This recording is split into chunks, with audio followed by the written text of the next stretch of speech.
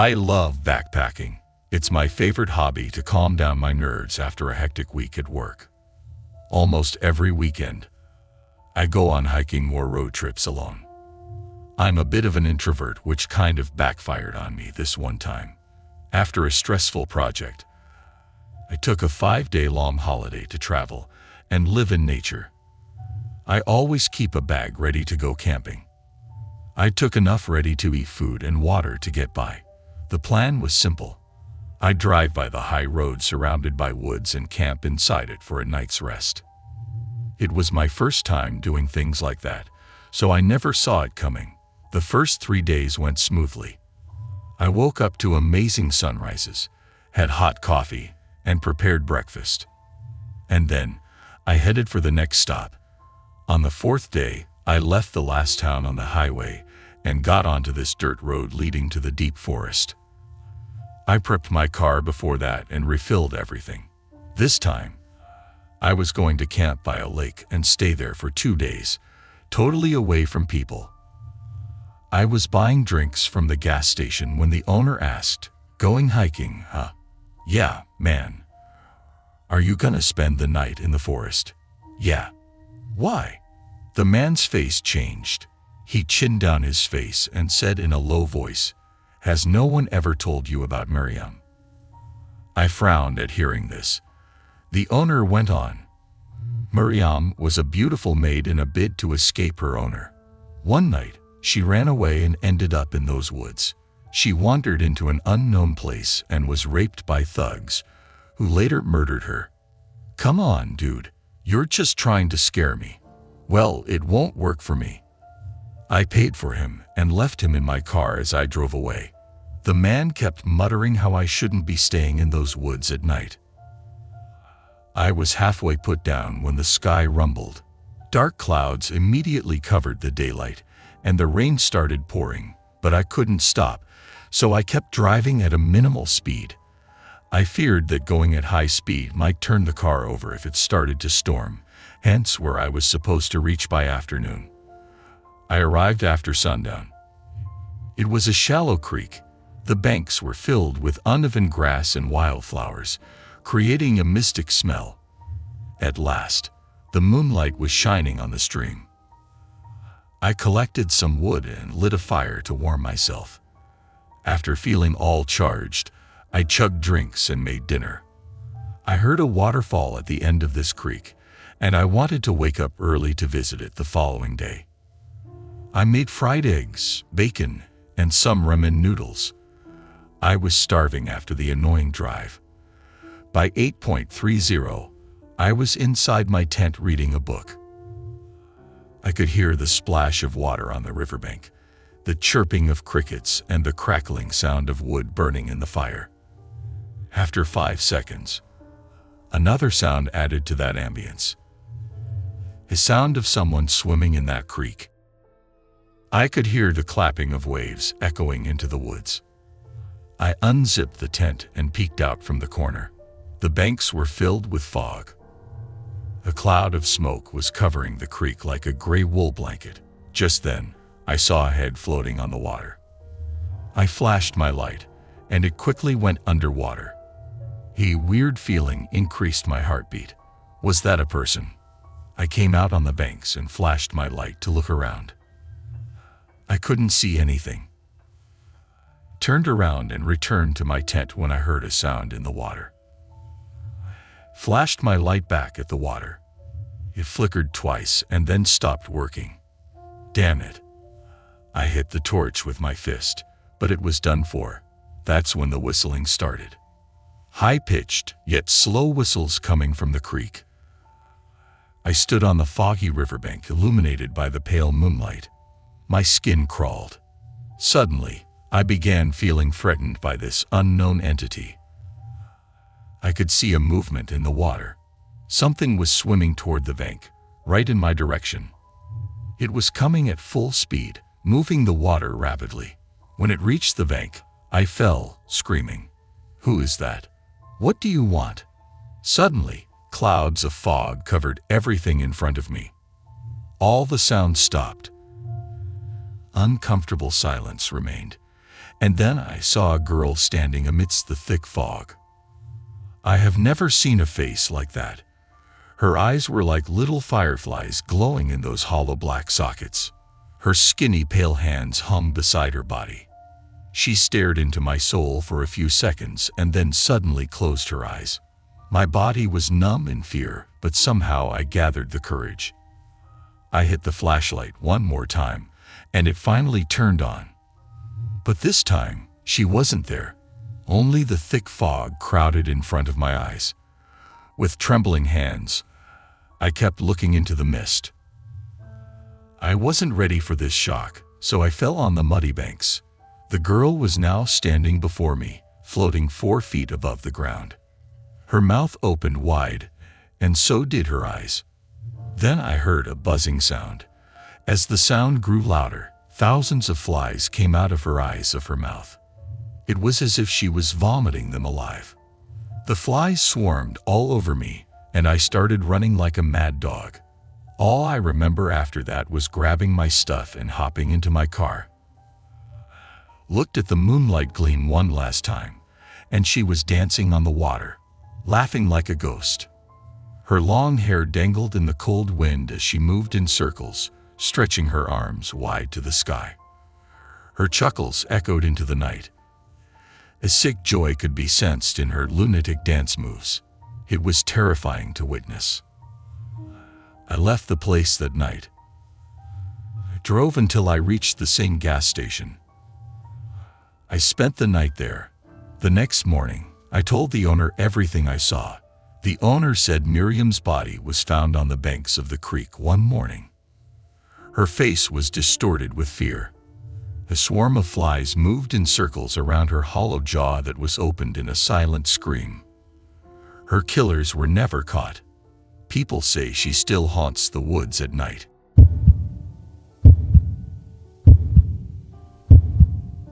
I was 18 when this happened.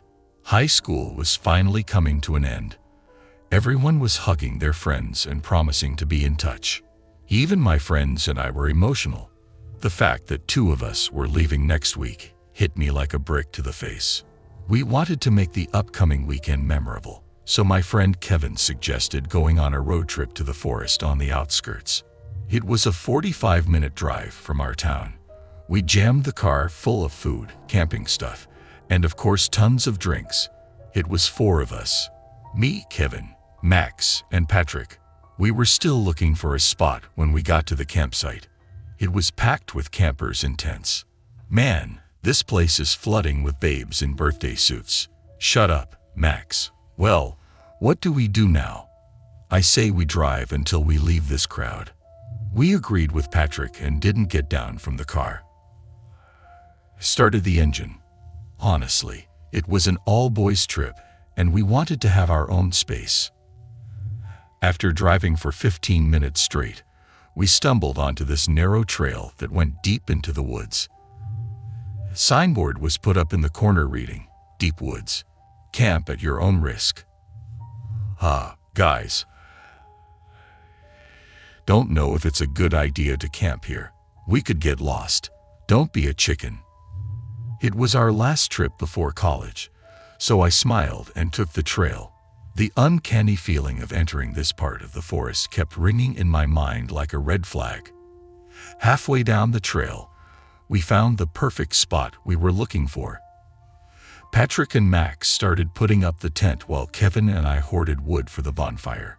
The weather was rainy and humid, so we spent the first few hours inside the tent just making fun of each other and drinking. We were enjoying the moment when Kevin said, "Is someone walking on our site right now?" I poked my head out of the tent, thinking there'd be some wild animal, but there was nothing. "No, there's no one out there. You're drunk, dude." Kevin felt embarrassed, and we made fun of him. At around 3 p.m., the sky got clear. We came out of the tent and realized it was going to be dark soon. "Hey, let's explore the surroundings before the light fades out." "All right, let's go." Kevin and Max stayed back at the campsite. They wanted to get started on dinner, so Patrick and I went without them. Our crunching footsteps on the wet leaves echoed into the woods. I don't think there's any other campers here except us.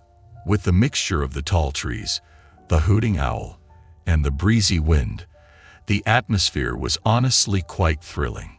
Being drunk, we didn't realize how far we had come from the campground. Suddenly, we heard music in the distance. It sounded like someone was listening to the radio. Am I going crazy, or do you also hear music? You're not crazy. I hear it too. Seems like it's coming from the end of that small trail. So far, I overlooked a second trail heading to our left. We followed that trail. Yes, that was our mistake number 2. After 5 minutes, we reached the small campground that looked like a mess. An old rusty RV was parked under the tree. Tattered trousers, shirts, and socks were strung up in a row. A bunch of coolers and damaged car batteries were scattered around the van. Whoever owned these things was undoubtedly living off this van for quite some time. Patrick pointed a pile of blankets lying on the ground. Dude, I think there's something under this. Don't touch it, dude. We don't even know. But Patrick reached out to grab the blanket when suddenly he jumped on it. You damn dog.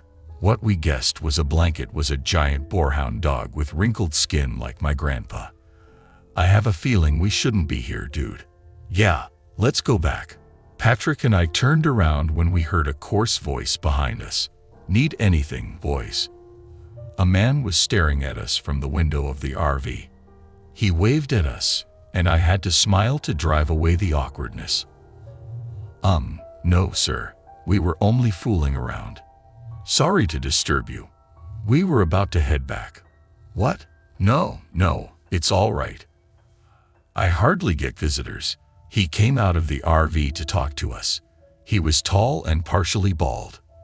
The amount of brown hair poking from his head reminded me of the uneven lawn of my house. Why don't you boys come into my van for a drink?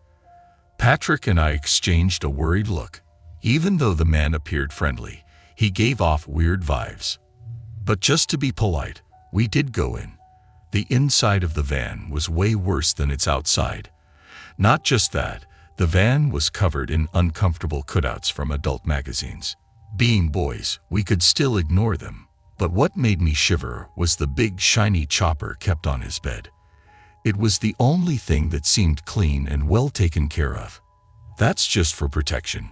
There are bad people in this world, you know. Yeah, so how long have you been living here? Long before you hit puberty. His joke wasn't funny at all. He handed us his drinks and told us where to check out in this national park.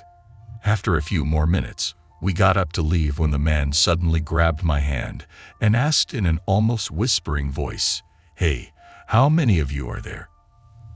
"There's 4 of us." "But why?" "We're at a risk. It's just not really worth it, I think.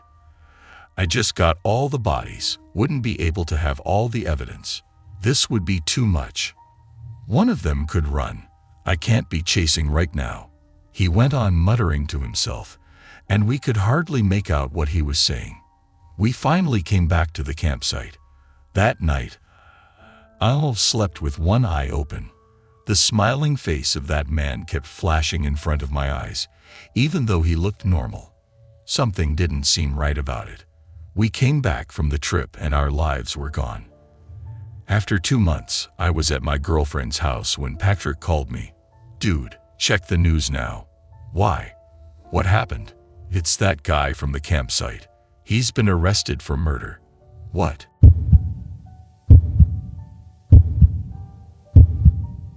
This happened when I was working to keep up with my college bills. I lived in a small apartment close to campus. I was an extrovert and enjoyed meeting new people, but not anymore. It was a warm Saturday night. I was drinking lemonade sitting in a cafe when I got a text from a guy. For the sake of this story, let's call him Andrew. He said he too went to the same college as me and got my number from a friend. After chatting with him for a bit, he said he was near my location and wanted to meet. It sounded rushed, but I was alone and needed some company. Texted him my exact location and waited for his arrival. After 10 minutes, he walked into the cafe. He was a tall, handsome guy who looked exactly like the picture. Having the first green flag, I waved at him and he smiled. He sat down at my table, and we started talking. Good that you were close by. Yeah, thank God I decided to take my truck to the car wash. You're funny. Within the next 20 minutes, we were holding hands like high schoolers. There was something about him that was just really attractive to me. We had dinner and went for a long drive in his car. He had this black pickup truck which he said was a gift from his dad. After fooling around in random streets, Andrew pulled over the vehicle under a tree. So, you want to go hiking? What? Right now? But I didn't even bring my stuff. He pointed at this big rucksack in the back seat and said he loves night hiking. So he always carries his things. So far there were no red flags, so I agree. Andrew said he forgot his flashlight, but the camping ground was close. Also, he knows his way around these woods, hence the moonlight will be enough for him to find the way. Trusted him. I didn't think things were going to go bad. We were walking into the woods. It was dark and scary. I could see fireflies wandering around us. A hooting owl almost gave me a heart attack. It's too dark for me. I'm switching on my flashlight. As I went to turn on the flashlight, Andrew's tight grip jammed my wrist. He looked me in the eye and told me to be quiet. That's when I felt my heartbeat increase. My voice started to shake. Andrew, what's happening? He put his hand on my mouth and pulled me behind a tree. I wanted to scream, but I was so frozen that I could only stare at him with wide, freaked-out eyes. Just then, I heard a snap in the distance. Andrew looked to our left, and I realized he was scared too. He was looking at something which seemed to threaten him. Was that why he told me to be quiet? But what is it? Andrew looked back at me and whispered into my ear, "There's a man behind that bush." I saw his bloody knife shine in the moonlight. Oh my God. We need to be very still and slowly back our way to the car. Stay still until I tell you to run. Okay. I nodded my head, and soon I heard footsteps approaching us. Oh no, he's coming this way. Run, run. We started to run. I didn't care about the dried branches cutting my skin on the way. Just ran. I heard Andrew scream and saw him trip and fall onto the ground. Andrew. I rushed back to him and got him up. Even though he sprained his leg, he didn't stop until we were inside the car. He locked the doors right away, and we saw a man. He was standing under a tree, hiding in the shadows. I bet he was looking at us in anger. I could see his demonic eyes burned with regrets even in that pitch black. Andrew spent the night in my apartment, and we never knew who that man was until years later. We never got to see his face. Andrew said he only saw his silhouette. Years later, I was sitting in the living room when Andrew, my now husband, turned on the TV. Ted Bundy, the infamous serial killer, was caught at that time. When the journalist asked him about having close calls of getting caught, Bundy narrated an incident from a moonlight night in the woods down the highway. He said he was dumping a victim's body there when he encountered a boy and girl coming his way. They seemed like hikers, he said. Bundy thought they saw him and chased them to stop him from escaping. What he said after that made my husband traumatized for life. Bundy mentioned that the guy probably tripped, and it was the victim's body he tripped on. Lucky for him, the guy never bothered to check, and Bundy realized that the couple never saw his face. It gives me chills to think about how we escaped a deranged serial killer. We also live with deep regret. If we had just seen his face, we would have been able to report him to the cops. So many innocent lives could have been saved then.